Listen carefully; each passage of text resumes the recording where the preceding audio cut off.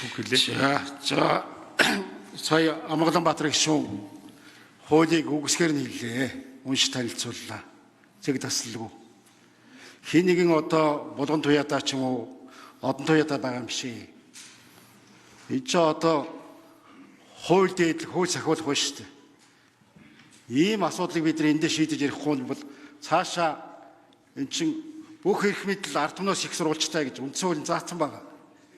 Үндсэн хууль маань ард түмэнтэй байгуулсан гэрээ шүү дээ. Үндсэн хуулийн дээгүүр хэн ч одоо гიშгэж болохгүй. Тэгээ юу ч болоогүй юм шиг 7 онцлоо 8 онцлоо таа ч гэсэн одоо хуралдаанд даргалж байгаа бол гүйцээ. Ажлаа хийх хэрэгтэй. Тэр улсын их хурлын дарга гэдэг чинь бол ямар нэгэн онцгой эрх хэлээд байх юм байхгүй. Энэ 126-гийн нэг нь бол хурал удирдаад явж байгаа. Ийм л юм байгаа. Тэгэхээр одоо хуулиа сахиулаад хэлцдэг юм хэлцээд ингэ явахгүй бол энэ Монгол улсад ч хуулийг хэн биелүүлэх юм бэ? Бид нар л биелүүлэхгүй бол өөр хэн биелүүлэх юм? Тэр тусмаа үндсэн хуулийг. Энээс цааш одоо юу ч байхгүй шүү дээ. Тэгээ хин нэгэнтэй тал тохоо татаад одоо бид нар ард түмэндээ очиж юу ярих юм? Ард түмэн энийг хараад юу одоо сууж байгаа?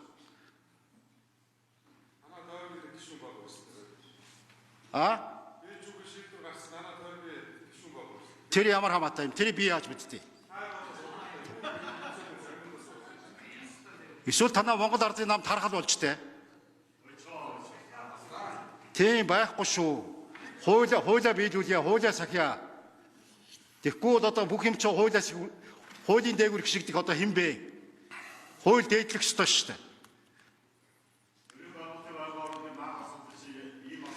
Тэр би юм ярьж байгаа чи дугуй болоо. Төрийн байгуулалтын байнгын ороо гэдэг баахан заллингийн үндэ орцсон байсан биз дээ. Тэр чинь дэ үндсэн хуулиар тогтоогоо үз дээ. Шүүх тогтооно гэдээс тогтооцсон юм шүү.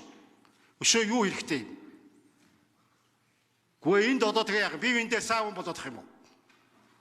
Тэгээ ард түмнийхээ өвөнд бидний авсан амлалт хаана байна?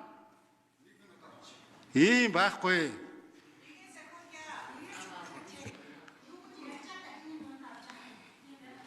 Эний чинь төлөөл бид нар сууж шүү дээ.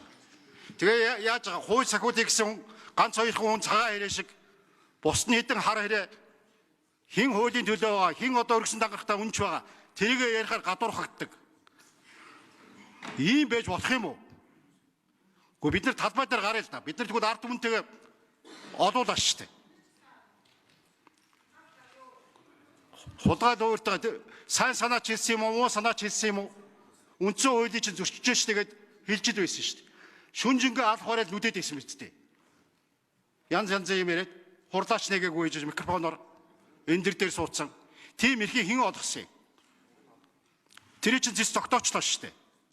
Өшөө юу хэрэгтэй юм бэ тэгээд? Тэгээд үндсэн хуулийг зөрчсөнгээ гаргацсан байд. Үндсэн хуулийг хэн зөрчсөн юм? Үндсэн хууль өөрөө зөрчигдсөн юм уу? Тэрийг зөрчсөн эзэн байгаа шүү дээ. Юунд нь одоо тэгээд ойлгоноод идэв? Юунд нь одоо тэгээд бид нар яах юм? Тэгээд хууль чинь хаана байгаа? Тэр шударгаас чинь хаана байгаа? Тэр арчил чинь хаана байгаа? Парламент хаана байгаа? Ингэж дүүрээсэхгүй. Та хэд хулгай дөөрэ хоорондоо тохирдог байж болно. Ард түмэн та нартай тохирохгүй шүү. Гүнийг сандал ширээ албан тушаалаа хуугаад авчхаараа тэр хулгайгаа 8 альцчаараа тэгээ болд юм уу? Энд чи үг хэлдэг ярьдаг тэр чинь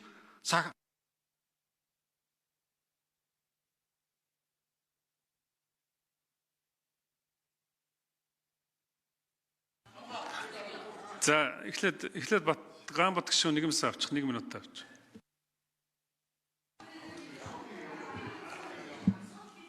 За баярлалаа.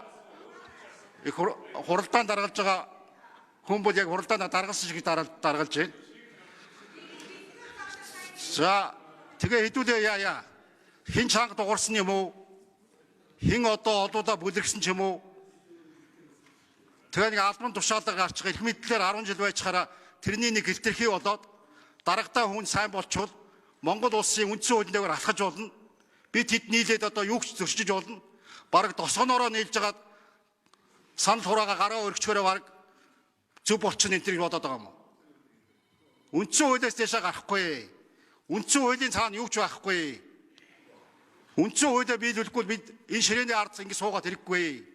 Хэрэв үндсэн хуулийн эцсийн шийдвэр биелэгдэхгүй юм бол энэ засгийн газар ч байхгүй, энэ улсын их хурлч байхгүй. Хин нэгэн гишүүндээ байгаа юм биш. Хин нэгэн их хурлын дарга асандаа байгаа юм биш. Тэгээ хин нэгэн энийг хэлэхгүй бол